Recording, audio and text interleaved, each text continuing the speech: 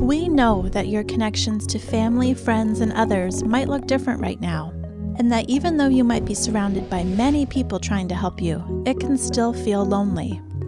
While in foster care, you might have lost or been disconnected from some of the important relationships you had or wanted to have. Maybe being in foster care has made it harder to see your friends at your old school, stay in the same clubs or teams, go to the same church, or maybe you don't get to see your siblings or other relatives as often. How you define an important relationship is up to you, just like it's also up to you to say who is important to you. We as humans are social beings, meaning we do better when we're connected with other humans in healthy and positive ways. Children, teenagers, adults, pretty much all people really, are at our best when we are surrounded by people we know, love, and care about. You are the expert on your life, on what you need right now, and on who you want to be connected to. And you have a team of people around you that are here to help make that happen.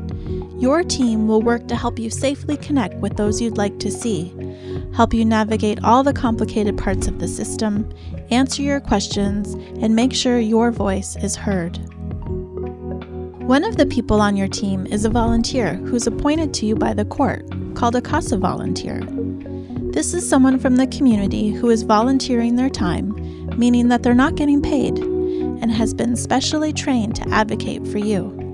After getting to know you and your family, they will tell the court and the judge about what they believe is in your best interest based on everything that's going on. Your CASA volunteer works with your caseworker and attorney to make sure that your needs are met and that you are connected with your family, friends, community, and culture while you're in foster care. That's why it's really important that you let your CASA volunteer know about the things that are going on with you. If there's anything you need, people you want to see, or ways that your time in foster care could be better.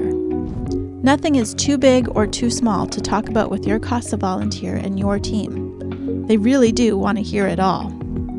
Your thoughts about all of these things can be shared in lots of different ways, and your team will work alongside you to try to find a way that works best for you.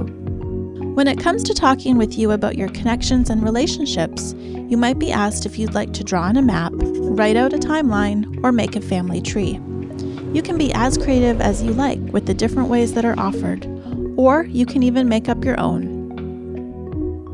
One of the best ways to have your voice heard during your time in foster care is by attending family meetings.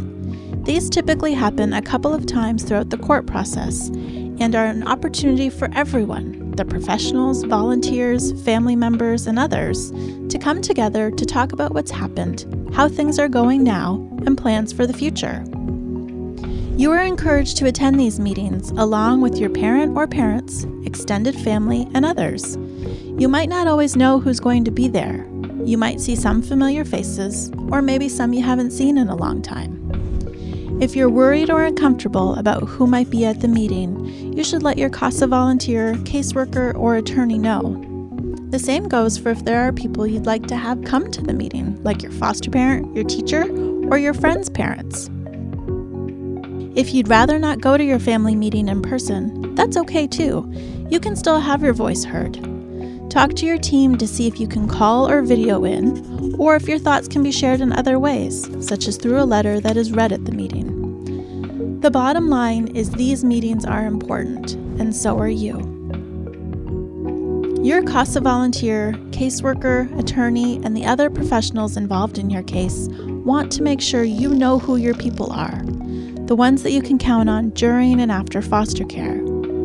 They want to help ensure that you have all the people you want and need in your life so you can feel loved, supported, and safe while you're in foster care and after. You won't be in foster care forever. Your team will be working with you and your family to get you safely home, if possible. While none of us can change what has happened, we can work together to strengthen the relationships around you and to make sure that you stay connected to your community and your culture. Never forget that you are the expert on your life and your future, and your team is here to support you.